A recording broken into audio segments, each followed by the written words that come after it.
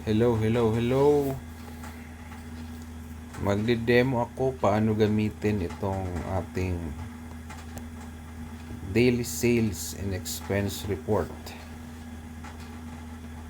So ito na yung magiging bagong system natin ng pag-report ng sales tuwing closing.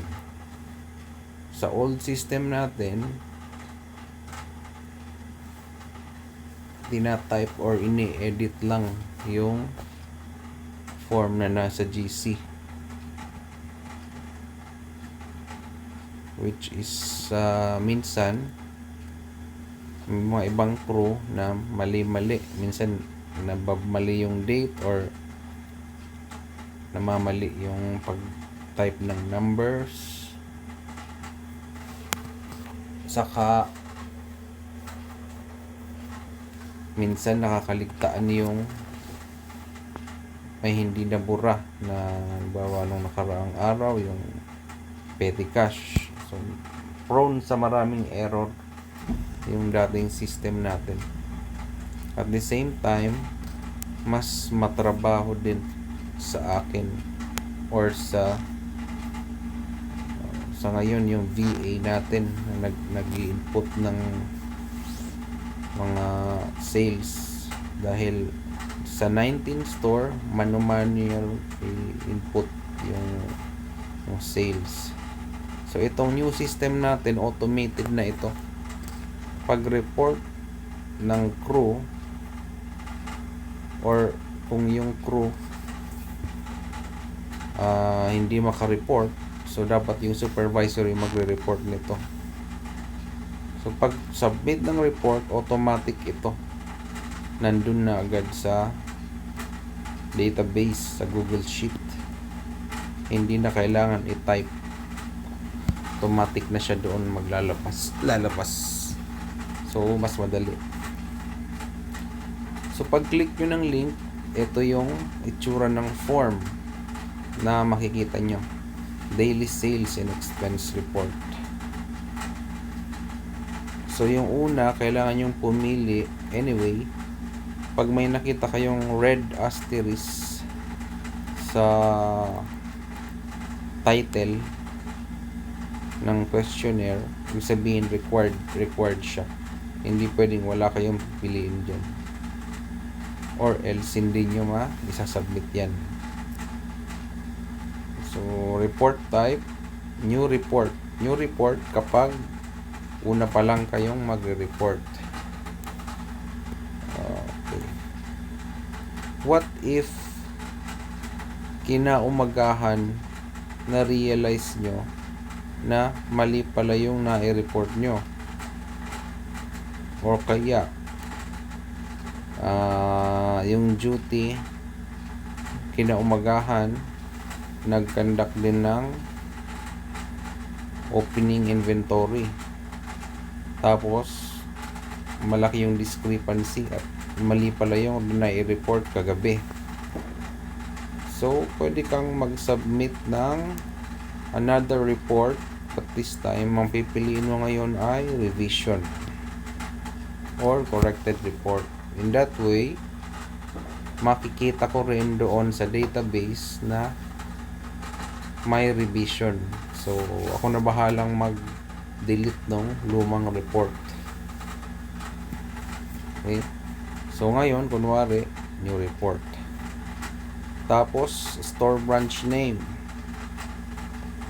pipili ka ngayon doon sa anong store mo ba, anong store ang re-report mo. Kunwari RLYM, click mo yung RLYM, and then next, date, required din ang date. So hindi ka na magta-type ng date, i-click mo na lang. So let's say ngayon 25 December, kusa na yan. Next, total sales or counter sales.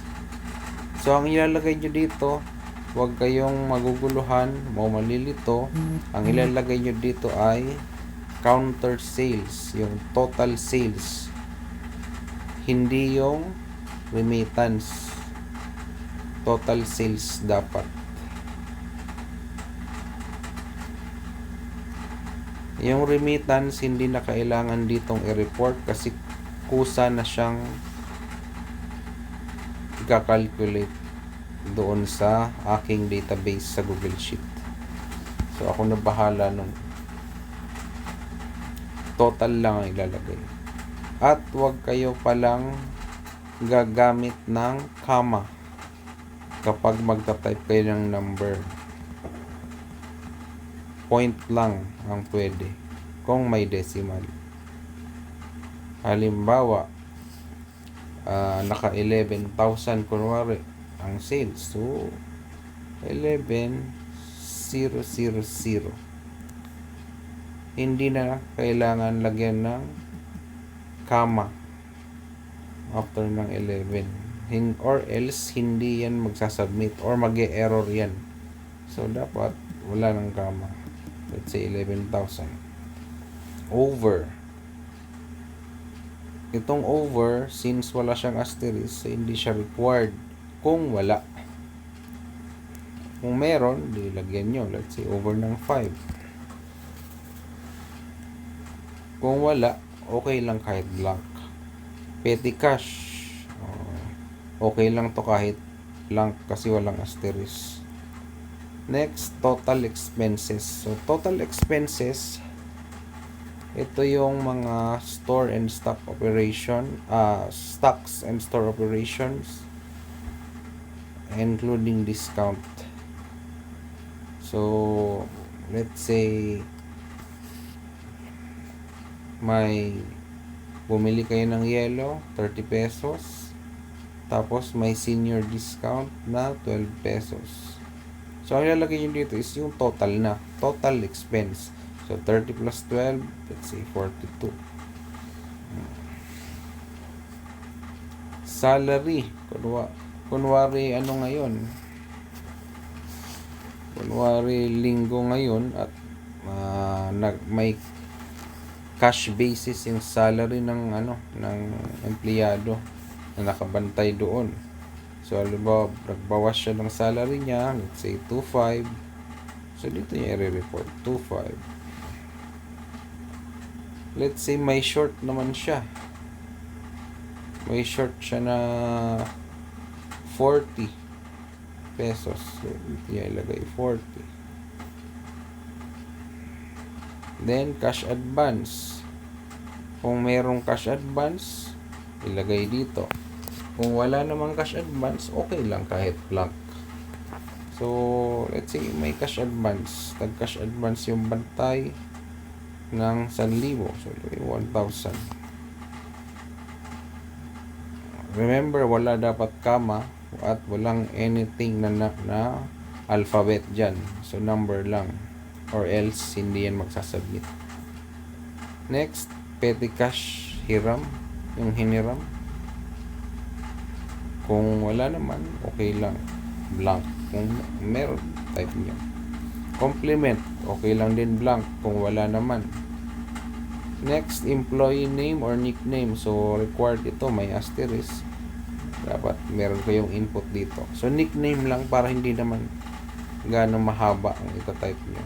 Let's say, ako, JM. Yan lang.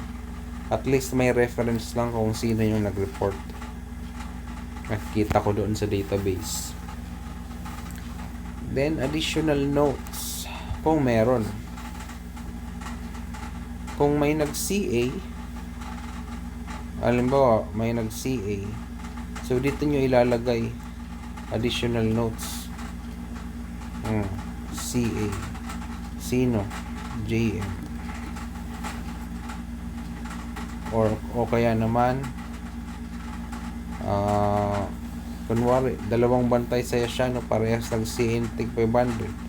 So, yung lalagay nyo dito sa CA, cash advance, is yung total na CA na, kung tig 500. Hindi nyo pwedeng i-type dito na 500 plus 500. Hindi yan tatanggapin. Wrong yan, wrong. Yung total na lang ilalagay nyo sa 1,000. Pero since sa dalawa yung tao dyan na nag-CA, take 500, dito nyo na lang ilagay sa additional notes. let's say si JM 500 din, tapos si Kinay kunwari ang bantay din ano din nag CA din ng 500. Yan. Tapos submit, click nyo na yung submit.